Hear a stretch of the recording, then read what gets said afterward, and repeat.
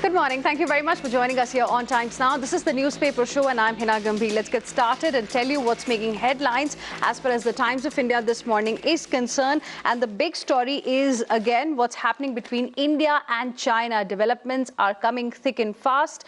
The big headline today is that India-China agree to restart Galwan hot springs pullback, but generals fail to resolve the face-off at Pangong. So this is what Rajat Pandit has reported.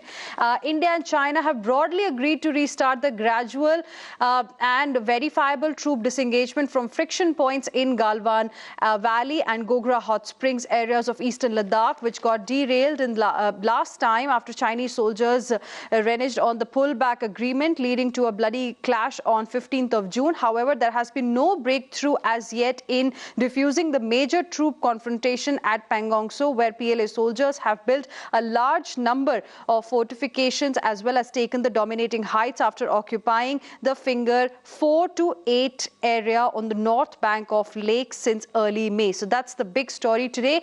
India breaking its silence on the issue of Hong Kong. About 180 arrested on Wednesday in Hong Kong under new security law. Speaking on the Hong Kong issue, for the first time ever, India has told United Nations it's keeping a close watch due to diaspora.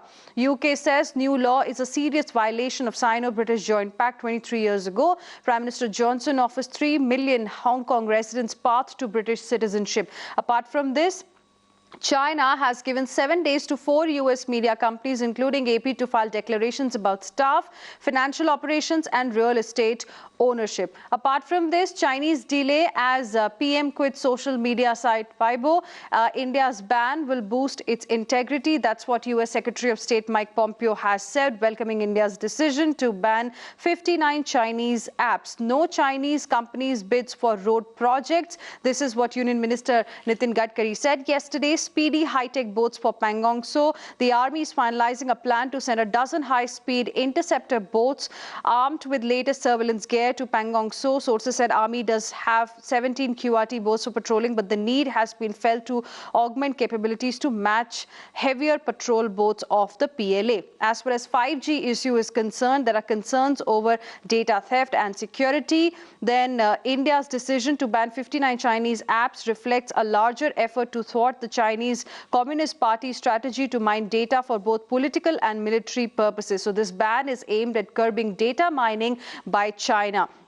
LAC clash, premeditated violence. This is what envoy to the US has said. And then there is an update about the FDI that has been coming into India from China.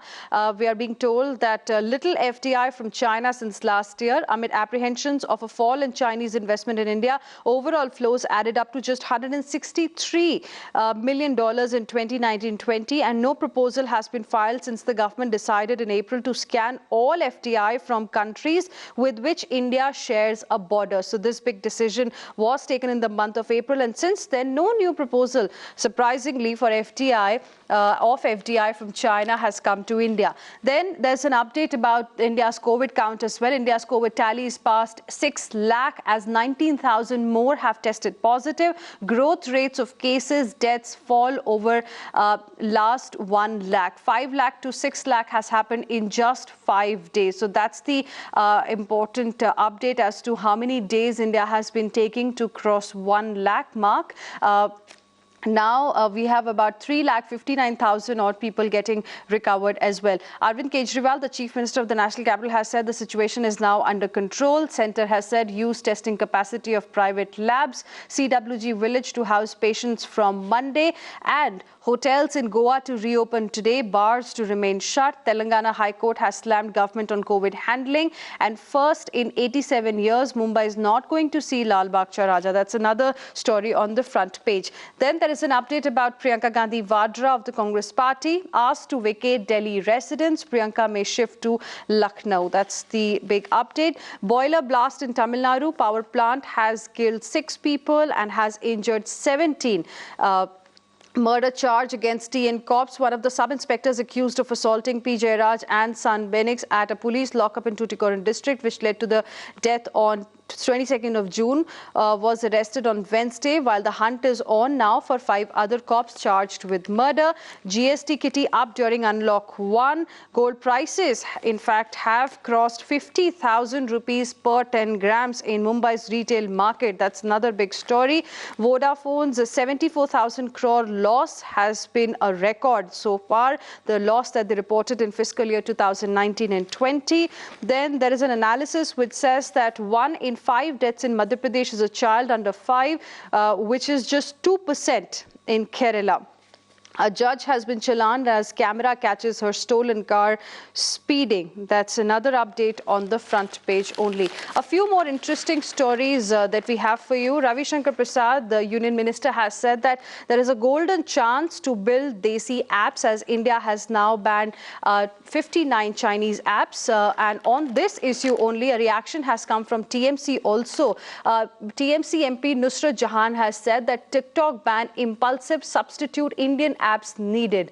Then Rajnikant has also reacted on the custodial death of Tuticorin father and son. He's called it a brutal killing. So that's another story. Germany, US block China's anti-India move at UNSC. Apart from this, ultras hiding in mosque have killed a CRPF Jawan and a civilian. This happened yesterday. CBI FIR has been filed against Sanjay Bhandari and a South Korean firm. UPSC has allowed civil service aspirants to change centers in case they want to do it. India and Pakistan have exchanged a list of civilian prisoners. IIT Bhubaneswar holds exams online with full attendance. And here's some important news for those willing to travel to another country, other parts of the world, even though the government is still mulling options and the dates are not out as to when the international air travel is going to begin properly.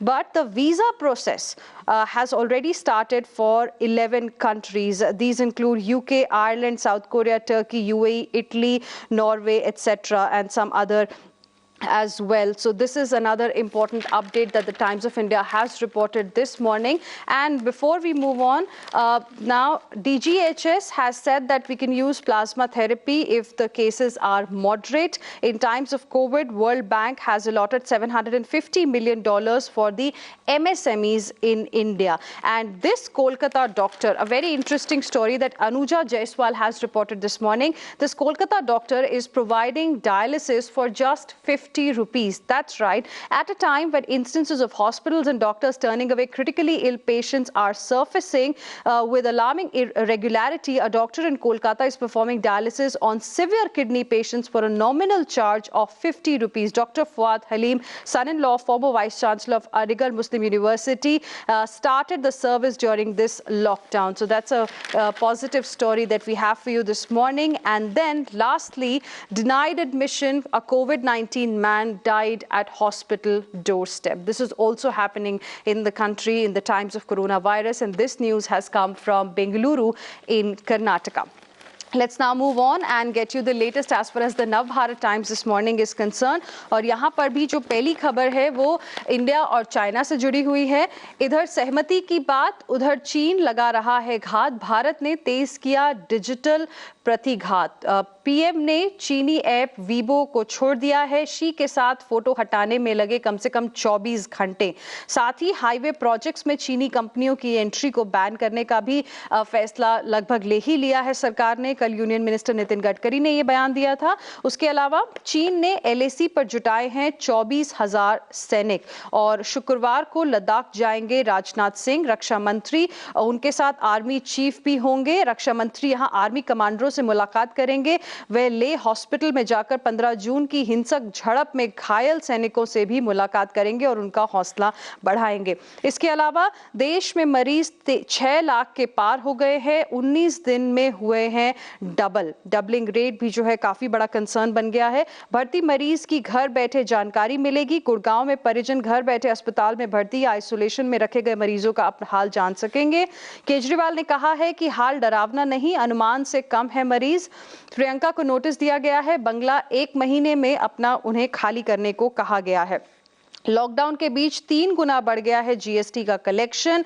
3 साल हो गए थे कल GST को launch हुए। उसके अलावा आतंकी फायरिंग में नाना की जान गई, मासूम उनके ऊपर बैठा रहा कि वो उठेंगे और एक जवान ने उस बच्चे को बचाया। ये भी एक घाटी की तस्वीर जो कल सामने आई थी। इसके अलावा दिल्ली मुंबई रूट पर ट्रेनों की स्पीड बढ़ेंगी और बिना सब्सिडी का एलपीजी सिलेंडर 1 रुपये महंगा हो गया है, लेकिन जो सब्सिडाइज्ड सिलेंडर है उसमें भी कुछ प्राइसेस में चेंज हुआ था। दिल्ली यूनिवर्सिटी में 31 तक जो है समर वेकेशन चलेगा, 31 जुलाई तक। और आखिरी में रामदेव ने कहा कोरोनिल किट पूरे देश में अब मिल जाएगी। Let's now move on and get you the latest as far as the Economic Times this morning is concerned. And here the big story is June report card. Goods movement at close to pre-lockdown levels. GST collections, electricity consumption, lending rise. Demand for employment under Manrega is falling. That's the big story. Rebound gathers pace as most indicators are now showing improvement on revival track. Be it the GST collection, the e-way bills, manufacturing PMI, that has also gone up from 30.8 to 47.2 in the month of June. Freight loading has gone up. So some positive green shoots have started emerging. That's what the Economic Times this morning is leading with. The World Bank has announced $750 million for MSMEs. Agency's total COVID-19 commitment for India now at $2.75 billion. Then GST Council may look at rationalizing rates. Fewer slabs could be considered at the next meeting. Compensation to states will be on agenda as well. This is what Finance Secretary has said. In fact, last time only the Finance Minister had made it very clear that as a request has come from almost all the states, there's going to be a special session of GST only on the issue of compensation. Then customs have started clearing stuck Chinese shipments. No physical check if bills of entry was filed till 30th of June. This after representation was made by the industry. Eligibility criteria eased for investment funds set up by Category 1 FPIs. More than 8,000 entities to benefit. Then TikTok may mount a legal challenge against government ban. Ban on Chinese apps, opportunity for India. This is what Union Minister Ravi Shankar Prasad has said. Ban order ratified. Company representatives to be called soon. That's another story. Maharashtra is facing, by the way, remdesivir shortage. Local authorities yet to place orders. Public hospitals in Maharashtra facing a shortage of remdesivir because the local authorities are yet to place orders for the experimental drug. This is what Divya Rajgopal has reported. Lastly, curbs on companies from countries illegally holding Indian land. Changes are mulled in procurement rules. Proposal made to amend clause to target companies, especially those which are from China. So that's about the Economic Times this morning. Let's be more city specific, and my colleague Sharon is joining us on the broadcast this morning from the national capital. Sharon, good morning. You know, there are two stories that the Times of India has reported. One, big hospitals running out of ventilator beds. Only 7 city facilities have 5 or more ventilators. Then the Chief Minister yesterday said situation in control, recovery rate up in the national capital. Well, that is right, Hina. In fact, when we talk about the scarcity of ventilators, that is something that the Delhi government has, in fact, acknowledged, and they have accepted that there is, in fact, a scarcity of ventilators and as well as ICU beds. But at the same time, they have been saying that they are, in fact, in the process to increase the ventilators and ICU because yesterday, Okay, I think there's some problem with the audio line out there. We'll try and reconnect that. But that's the big story, in fact, that the Times of India this morning is leading with the Chief Minister Arvind Kejriwal himself saying that recovery rate is up and hence the situation seems to be under control. Kejriwal has asked citizens to take precaution as virus is unpredictable, warns cases may rise again in the future. Today, there are only 26,000 active cases in Delhi, just 1/3 of what was predicted earlier. Okay, let's now move on to the Mumbai edition of the Times of India now, and here the big story is that Lal Bagh Raja not to give darshan first time in about 87 years. That's the top story that has come here. Flat registrations up 16,000% since April. Arunil, my colleague, is joining us on the broadcast more on this. Arunil, we are being told that instead of bringing in Lal Bagh Cha Raja for darshan. The mandal is going to hold plasma and blood donation drive. Well, that is a very significant decision that the Lal Bagh Cha Raja Mandal has taken. Undoubtedly, it is the most visited Ganpati Mandal across the state of Maharashtra. Many celebrities, including politicians, cricket stars, other sporting stars, and Bollywood celebrities also visit this mandal annually. In fact, the CM of Maharashtra had taken a video conference meeting with several prominent mandal authorities, telling them that the Ganpati idol cannot exceed the height of 4 feet, and the celebrations this time needs to be extremely low-key. Now, Lal Bagh Cha Raja has certainly led from the front, saying that for all 11 days, they will not be keeping any Ganpati idol, but instead they will be celebrating healthcare in their main locality, saying that they will be having a blood donation drive, they will be having plasma therapy drives, and also join the government in the COVID fight. So yes, certainly Lal Bagh Cha Raja has led from the front, and whether other Ganpati mandals across the state of Maharashtra will also follow suit, will also follow in the footsteps of Lal Bagh Cha Raja, that remains to be seen. But yes, a very big decision being taken over here for humanity. All right. Thank you very much, Arunil, for the moment, for joining us with all of those details. In fact, a couple of more interesting stories that Mumbai edition has reported. State toll has crossed 8,000, only 6 deaths in city in 48 hours. Reporting lag may be behind low city count. 7 out of 9 corporations in MMR will be under 10-day total lockdown. COVID-19 spike drives closure in Thane and Panvel. Thane district's 31% positivity rate is highest in Maharashtra. State's average is around 19%. Let's now move on and get you the latest from the Kolkata edition of the Times of India. My colleague Tamal Saha is joining us on the broadcast this morning. Tamal, good morning. Operators relent private buses to resume services from today. But it seems that after the closure of the state government, the private operators have now operations. So for the past 2 months, the lockdown period began, and after the unlock phase began, the private bus operators have been resistant to take up the services. The buses really restricted for not more than 100 passengers at one time. At the same time, the idea also the bus operators had been demanding a fare hike. Well, the state government had maintained a principal position that at this point in time, given the fact that people are enduring a lot of hardship because of the pandemic, they should not be compounded with further trouble of increased fare hike. So the state government had put a condition that they would be giving compensation of 15,000 rupees for the next 3 months, for which the all right. Thank you very much, Tamal, for the moment, for joining us with all of those details. Let's now move on and get you the latest from the Bengaluru edition of the Times of India this morning. And here, the big story is that those who are craving for tea, 73-year-old sends hospital and chaiwala into a tizzy. In fact, a 73-year-old COVID-19 patient who wanted to have a cup of tea on Wednesday morning ventured out of Mysuru Road Private Hospital, where he had been admitted, leaving the hospital authorities, nearby chaiwala and his customers extremely tense. Let's go across to my colleague Deepak Bopanna joining us on the broadcast for more on this. Deepak, good morning. After Bellary, burial video now surfaces from Yadgir as well. Yes, and that's definitely a cause of concern. We've seen, Yadgir, we've seen another incident from Davangere. So overall, there is a collective need from the government to really take measures to ensure that this does not happen again, because it seems like Bellary was not a one-off incident. This is almost a norm of sorts that's being followed in a few places. So a respectful, dignified last ride is something that anybody deserves, and the family members, of course, would be hoping for the same. So yesterday, of course, a show cause notice has been issued already in this instance of Yadgir. We'll really have to wait and watch whether collectively the government will impose stricter rules so that such an incident does not happen again.